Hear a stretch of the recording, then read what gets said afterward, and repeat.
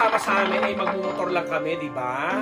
Parang gusto mo bang mabash ng mga fans ni Don Bell sa Can't Buy Me Love? Kasi nga po, naaawa naman ako dito kina Maris Racal at saka kay Anthony Jennings.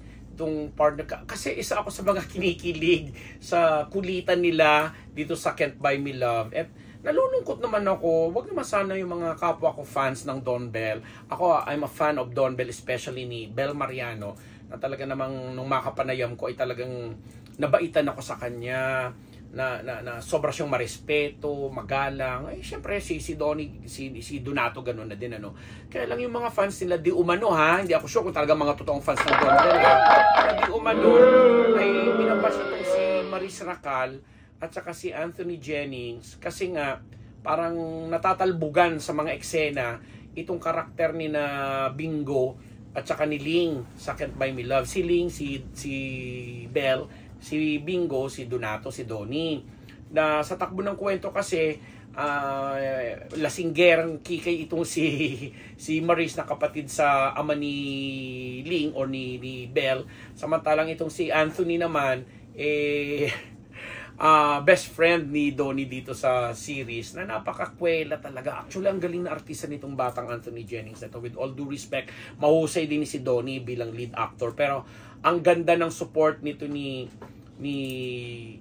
Anthony, and napakahusay nung yung timing ba niya, yung comedic timing niya, at saka nagswak talaga yung chemistry nila ni Maris na kikay-kikay, na mataray, supladita, inglesera, lasingga, etc. Tapos ito si Anthony naman sumasakto yung kanyang mga kung paano niyang sinasalo or sinasabayan yung husay ni Maris. At nakakatuwa silang panuurin sa Can't Buy Me Love.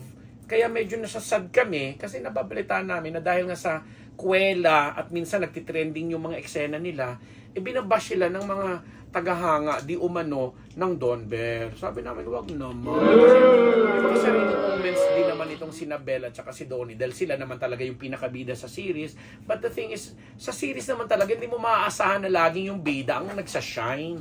Diba? Wag kayong ganun.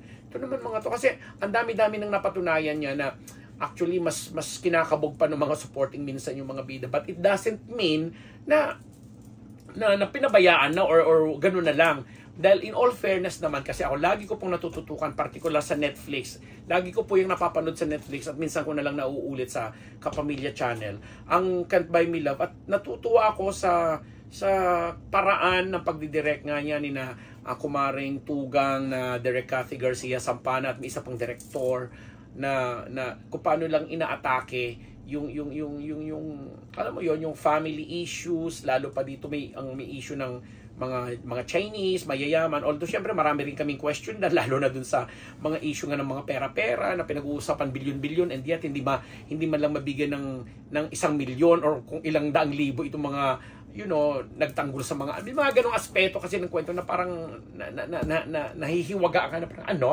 imposible naman na mga bilyon ang nawawala sa inyo tapos nagkukripot kayo sa halagang 1 milyon o 500,000, mga something like that. May mga ganong issue dun sa story. Pero ano na lang yun, kumbaga mapapatawad mo na yon. And ang ganda kasi ang ganda lang nung pagkakalagay ng mga luma, mga veteranong aktor sa mga baguang artista kasi balansyado yung emosyon ng pelikula, lalo pa sa presence ni Nova Villa na gumaganap na lola ni Donnie, Agot Isidro na napakagaling naman talaga, Romel Santiago, tapos itong si Leslie Legaspi, and kahit yung kaklasiko si Adriana Agkawili na nanay ni Enzo Pineda, at saka yung naging kapartner niya sino ba yon? Basta isang character actor yon. And of course, sa mga batang artista, andyan nga sina Vivory, sina Alora Sasam, tapos yung dating sumali sa sa Voice, Voice ba? Dapat The Voice ba yun Idol, Pinoy Idol.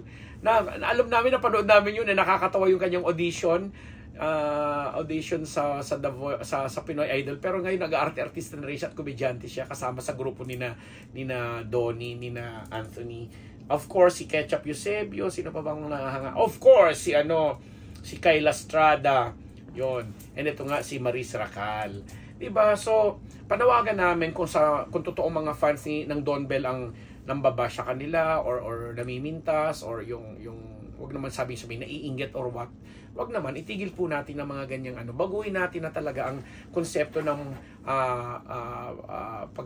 pagiging mga fan or supporters ng ating mga hinahangaan. Kasi without this actors, kung wala rin naman yung mga kagaya ni na Maris, ni na Anthony, hindi rin naman mabubuo ang isang napakagandang kwento ng love story ngayon, Sakit by Me Love, ni na Donnie at saka ni Bel Mariano. O, diba? And on that note, thank you very much sa ating lahat, sa mga nanonood. Medyo composed ako, alam mo na, bagong taon, bagong buhay, charot. Ako ang inyong lingkod, Papa Unbettable, Ambet Nabus. Nagpapasalamat po sa inyong lahat. Hi sa mga nanonood at lagi nagsusubscribe at sa lahat po ng mga nagbibigay ng komento nila na sinasagot ko kahit mga one-liner, kahit thank you, okay, salamat mo taos puso po ako nagpapasalamat sa inyo. Mabuhay. Ay, please, salamat dito